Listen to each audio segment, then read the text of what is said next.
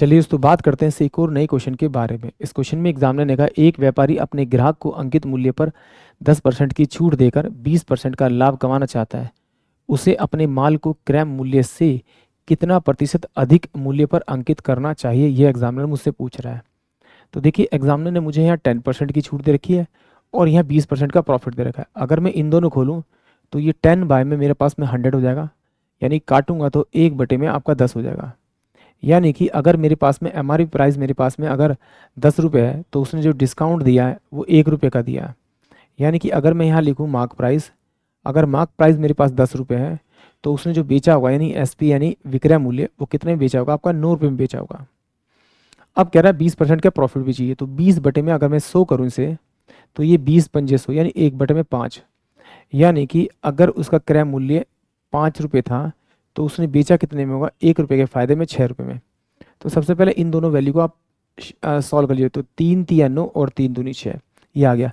इस नीचे वाली वैल्यू को इससे मल्टीप्लाई कर दीजिए, यानी कि उसका जो मार्क प्राइस रखेगा वो 20 रुपये रखेगा और जो उसका कॉस्ट प्राइस होगा वो कितना हो जाएगा आपका, इस 3 से इसको मल्टीप्लाई 15 रुपये।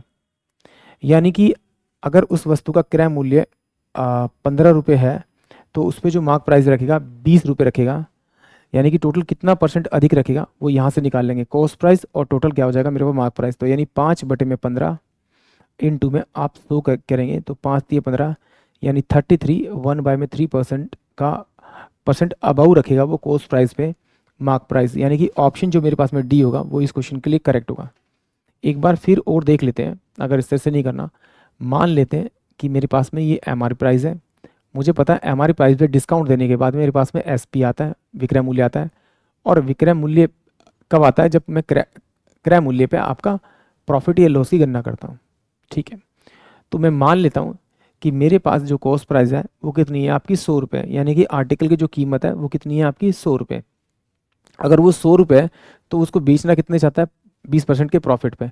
तो इसका 20% निकालूंगा तो 20 रुपये आएगा, इसमें जोड़ूंगा तो 120 रुपये में वो क्या करेगा, उसको 20 देगा। जब वो उसे 120 रुपये में बेचेगा तो उसे कितने का प्रॉफिट हो रहा है आपका, 20% का। बट एग्जामिनर कह रहा है उसका मार्क प्राइस चाहिए, और मार्क प्राइस भी जब उसने 10% का डिस्काउंट दिया होगा तब जाके वो 120 रुपये में उसने बेचा होगा।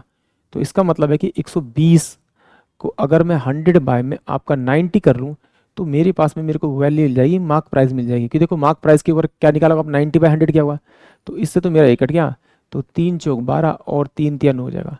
यानी कि 400 बटे में कितना आ जाएगा आपका 3 हो जाएगा। यानी कि 400 रुपये आपका मार्क प्राइस है तो 36 यानी कि 360 रुपये उसका विक्रय मूल्य होगा और 300 रुपये उसका क्रय मूल्य होगा।